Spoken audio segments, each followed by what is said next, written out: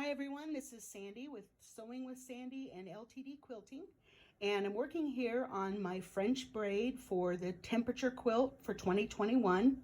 Now I did make a change from my last video. I wanted to note that this square is 4.5 inches. I had used 3.5 in my first video.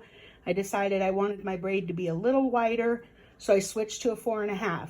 The strips themselves are still 1.5 by 5.5. The small squares are 1.5 inch square.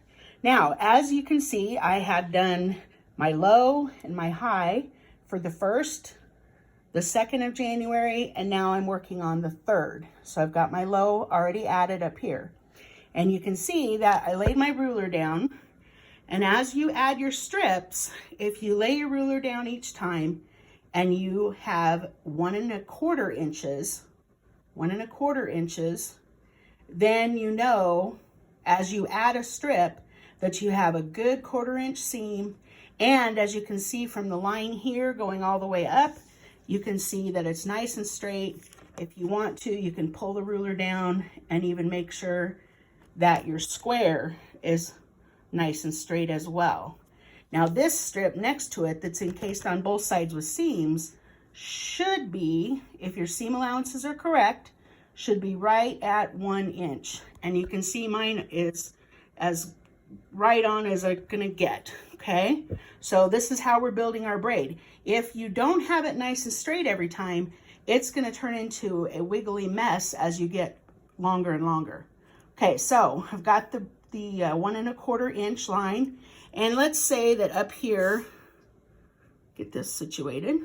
Let's say that right up here, perhaps you might have a little hangover, you know, like maybe 1/8 of an inch, or it better not be more than 1/8 or you got some sort of an issue. But let's say you have just a little. You can trim that off. It's no big deal, because you're going to have plenty of space down here when you go to square up your braid, and you don't have to worry about that little bit. But you do want this line to be nice and straight, okay?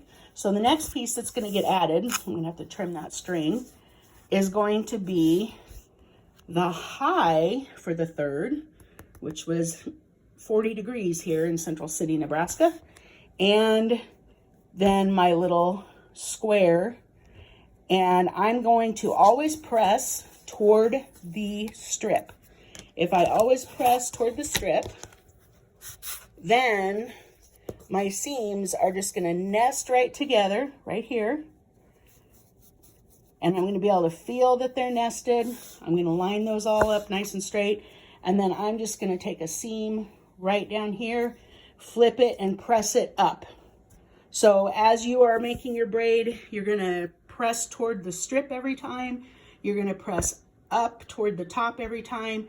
And so then we'll have January 1st, 2nd, and 3rd will be here, will be done. Then I probably won't work again on it until I have at least 4 or 5 days to add.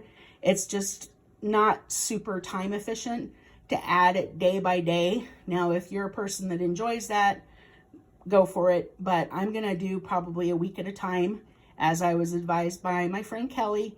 It's great advice. So I'll see you back here maybe in a week or 2, just to see how things are going. Have a great day. Be sure to hit the subscribe and the little bell, and you'll be notified by any new videos that I post. Thanks, and join my Sewing with Sandy Facebook page. Have a great day.